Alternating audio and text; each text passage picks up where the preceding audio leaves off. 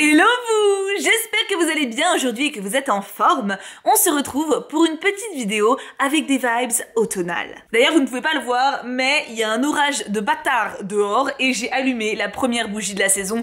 Je sais que techniquement on est encore en été, mais les températures ont baissé, il fait froid, il pleut, ça y est, l'automne arrive. Ça se sent, ça se sent. Et je peux donc enfin faire une vidéo que j'ai dans les cartons depuis, dans les cartons mentaux, parce que du coup je l'avais pas faite avant, dans les cartons disais-je depuis quelques mois.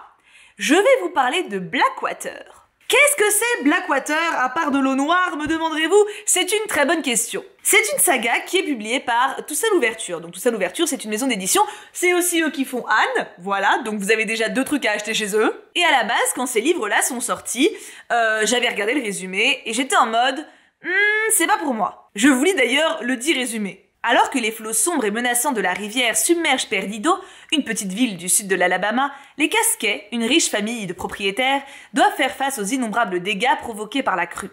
Mené par Mary Love, la puissante matriarche, et par Oscar, son fils dévoué, le clan s'apprête à se relever. Mais c'est compter sans l'apparition aussi soudaine que mystérieuse d'Elinor Damert, jeune femme séduisante au passé trouble dont le seul dessein semble être de s'immiscer au cœur de la famille Casquet. Et donc, je lis ce résumé, je regarde un petit peu les avis dessus, je vois qu'apparemment c'est du fantastique, donc avec du surnaturel, il y a un côté un peu thriller, mine de rien, enfin pas vraiment thriller parce qu'on sait d'où viennent les meurtres, mais en tout cas mystérieux, avec des morts de partout, un peu glaucounet, bon. Les livres sortent, 1, 2, 3, 4, voilà, et je craque toujours pas. Et puis un jour, au bout d'un moment, à force de le voir popper ce numéro 1 et tous ses tomes suivants dans toutes vos piles à lire et dans toutes vos bibliothèques de manière générale, sur Twitch je les vois souvent, et bah du coup j'étais en mode, tu sais quoi ? Vas-y go, j'essaye. Il me semble que le premier tome, je l'avais demandé dans la Cube, vous savez c'est la box où je suis abonnée, où tous les mois je reçois un bouquin, je l'avais mis dans ma wishlist Cube et je l'avais reçu là-bas, je l'ai lu, et j'ai compris. J'ai compris l'engouement, j'ai compris le kiff que vous aviez tous avec cette saga. J'ai donc enchaîné religieusement avec un tome par mois jusqu'à ce que j'arrive à la fin. Et alors, maintenant que j'ai tout lu, est-ce que cette saga vaut le coup? La réponse est oui. Lisez cette saga. Alors, je la recommanderais déjà à ceux qui aiment de manière générale le côté un peu surnaturel, meurtre également, le côté glauque, mais en même temps le côté très réaliste parce qu'on est dans une famille qui est on ne peut plus ancrée dans le réel. C'est une fresque familiale en fait, hein, avec de gros dramas internes entre les parents, les enfants, les petits-enfants, tout le bordel. Donc c'est très prenant au niveau de l'intrigue puisque bah il y a assez peu de personnages au final principaux et on s'y attache vite. Enfin on s'y attache ou pas, mais en tout cas ils existent vite, ils sont vite assez palpables et il y a quand même 6 tomes les concernant. Donc en termes de fresque familiale, ça tient son engagement. En termes de comment dire ça, fantastique, j'ai trouvé ça très prenant. J'aurais aimé en avoir encore plus techniquement parce que j'avoue que bah du coup il y a des morts, que les gens ne s'expliquent pas, ils comprennent pas d'où ça vient, ils comprennent pas, enfin voilà, il y a plein de mystères de ce genre-là, j'ai trouvé ça fascinant. Cet aspect-là, ça a clairement été mon préféré, surtout qu'il y a quand même des morts, alors il y a des morts qui sont grave injustes, mais il y a des morts qui sont hyper jouissives, vraiment. Des persos que tu peux pas te blairer et qui finissent par calancher et t'es content. Je vous montre d'ailleurs quand même les autres couvertures, histoire que vous ayez un aperçu de l'esthétique. C'est des tomes qui sont en plus pas très chers, ils sont à 8,40, donc pour des livres aussi jolis, j'estime que la maison d'édition a été plus que raisonnable. Et d'ailleurs c'est la même chose pour Anne, ils font attention à ne pas mettre des livres trop chers malgré la beauté des ouvrages, ce dont je leur suis personnellement reconnaissante. Et pourquoi donc est-ce une saga particulièrement pertinente pour cette saison? En fait, il faut savoir que le bled où ça se passe, donc il y a tout le temps de la flotte. C'est un espèce de village, ville-village, qui est entouré par de l'eau, voilà. Et le climat est donc très humide. Il y a tout le temps de la flotte, des marécages, le côté atmosphère lourde. Des fois, t'as des phases avec du brouillard. Même quand il fait chaud, t'as ce côté assez moite. Enfin... Je trouve que c'est vraiment une saga qui est parfaite pour l'automne. Même vraiment plus l'automne que l'hiver, mais même en vrai tu peux lire toute l'année, hein. C'est pas choquant de le lire en août, parce que du coup ce côté lourd, tu le ressens un peu tout le temps. Mais l'automne, je trouve que c'est le mood parfait pour le commencer, parce que déjà tout ce qui est un petit peu thriller, meurtre, de mon côté, voilà, je trouve que c'est parfait pour Halloween, hein. Faut dire j'en lis jamais, donc le peu de fois où j'en lis dans l'année c'est là. Et en plus de ça, le côté fantastique, créatures étranges, mystères à résoudre, enfin voilà, c'est juste idéal. Et en plus, j'ai tiqué que la maison d'édition sort un autre ouvrage qui va avoir le même look et il me semble que c'est du même auteur. Alors attends, je vérifie pour pas vous dire de bêtises. Oui, exactement. Donc Michael McDowell, l'auteur de Blackwater, a également écrit Les Aiguilles d'Or. Voilà. Et on va avoir en librairie le 6 octobre le premier tome des Aiguilles d'Or.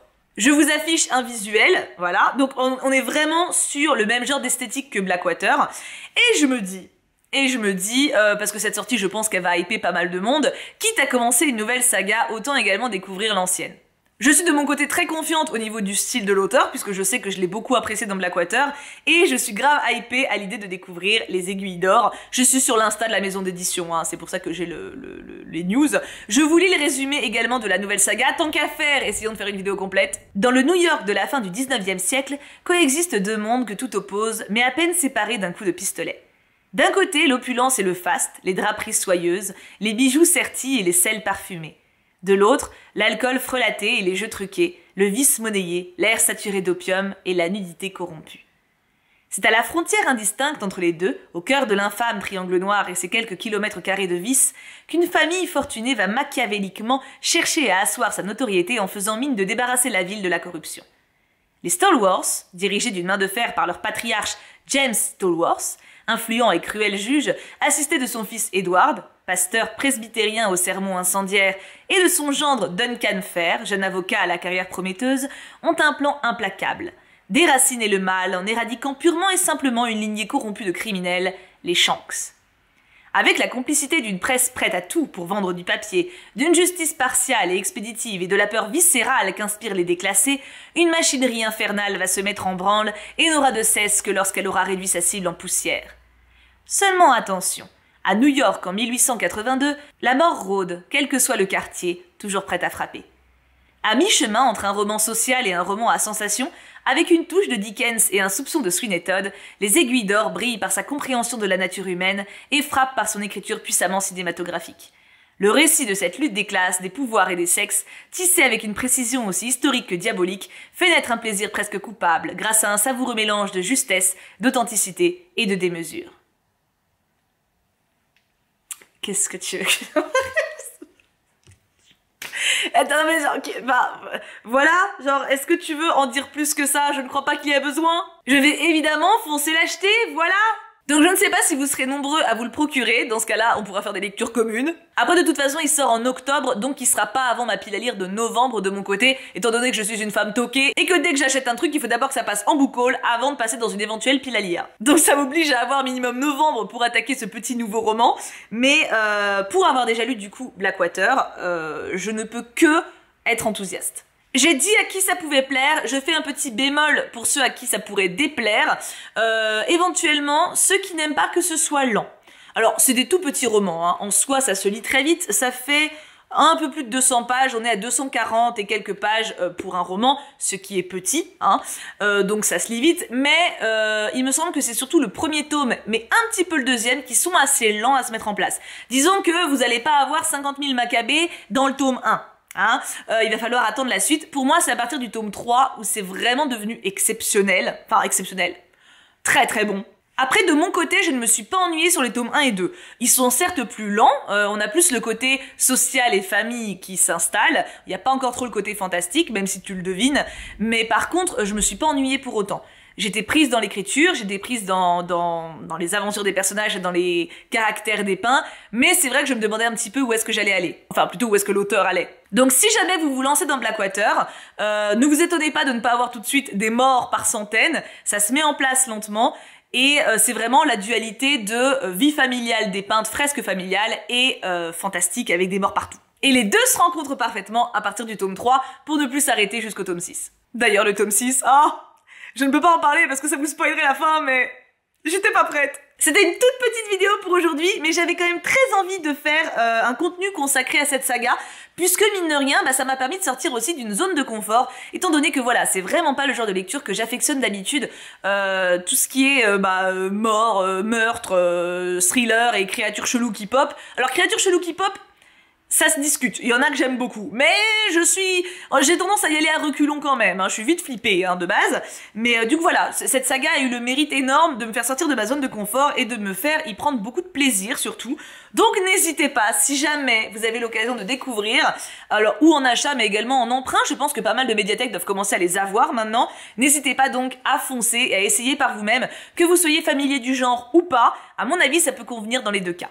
Et bien entendu, je vous laisse me dire en commentaire si vous avez déjà lu cette saga, où vous en êtes si jamais vous avez commencé, et bien sûr, si vous êtes intéressé par ce petit tome qui sort début octobre d'une nouvelle saga de ce même auteur. De mon côté, je pense que je n'ai pas besoin de le dire parce que je l'ai déjà dit, mais je suis méga hypée. En plus, la référence à Dickens, genre Dickens qui est un de mes auteurs classiques préférés, et Sweeney Todd. Bon, Sweeney Todd, je suis moins fan, mais quand même, je connais la ref et je l'aime bien. Vivement octobre, et qui sait, peut-être l'année prochaine à la même date, il y aura une vidéo sur une autre saga. D'ailleurs, je ne sais pas si ce nouveau titre est un tome unique ou s'il y aura plusieurs tomes également. Les Aiguilles d'Or. Tu sais quoi, je vais regarder.